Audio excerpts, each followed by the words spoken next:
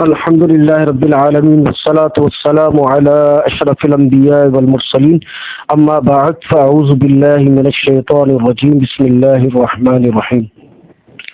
ناظرین کرام، آج مسبوق اپنی نماز جنازہ کی بقیہ تکبیرات کیسے ادا کرے گا، اس حوالے سے انشاءاللہ تعالی آپ کو آگاہ کیا جائے گا۔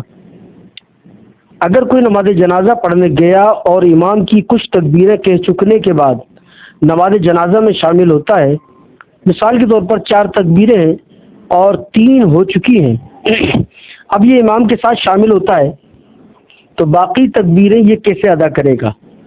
تو دیکھیں، جیسے عام نمازوں میں اگر کوئی نماز کا حصہ نکل جاتا ہے تو امام کے سلام پھیرنے کے بعد وہ ادا کیا جاتا ہے۔ امام کے سلام پھیرنے کے بعد یہ اپنی بقیہ 3 تکبیرات کہے گا۔ اب سوال یہ پیدا ہوتا ہے کہ 3 تکبیرات کے بعد ثنا، درود ابراہیمی اور مردے کے لیے دعائے جنازہ جو پڑھی جاتی ہے وہ پڑھے گا یا نہیں پڑھے گا؟ تو اس کی پھر 2 صورتیں ہیں۔ اگر اسے یہ لگ رہا ہے کہ اگر تکبیرات کہنے کے ساتھ ساتھ ثنا، درود ابراہیمی دعا پڑھے گا تو لوگ جنازے کو اٹھا لیں گے اور چل دیں گے، تو ایسی صورت میں تو نماز ہی ٹوٹ جائے گی۔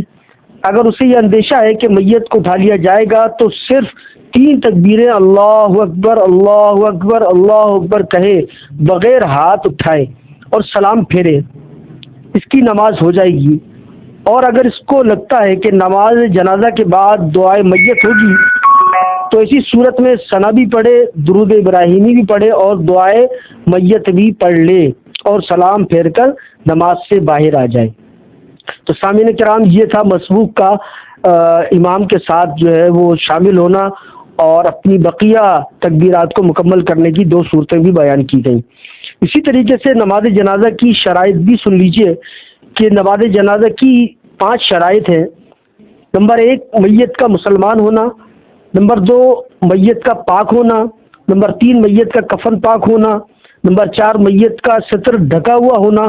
اور نمبر 5، میت کا نمازیوں کے سامنے ہونا۔ اسی طریقے سے نماز جنازہ میں جو سنت ہے، سنت موقدہ ہے، ثنا پڑھنا، درود ابراہیمی پڑھنا اور نماز جنازہ میں مردے کی مغفرت کے لیے دعا کا پڑھنا۔ اللہ تعالی ہم سب کو عمل کی توفیق عطا فرمائے، وما توفیقی الا باللہ۔ ناظرین کرام، اگر آپ کو ویڈیو پسند آئی ہے تو لائک کیجئے، سبسکرائب کیجئے اور کمنٹ سیکشن میں اپنا نام اور کہاں سے آپ یہ ویڈیو دیکھ رہے ہیں اپنے شہر کا نام بھی دیر کیجئے۔